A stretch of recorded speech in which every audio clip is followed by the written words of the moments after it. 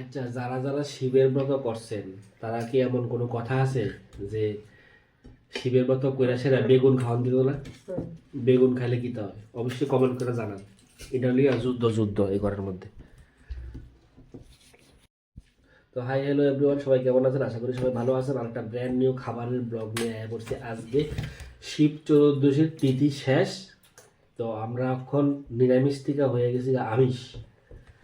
এই দেখেন গরম গরম ডিমের কারি করা হয়েছে, এদিকে আছে স্যালাড, স্যালাডের মধ্যে গাজর, শসা, বিটরুট সব দেওয়া আছে।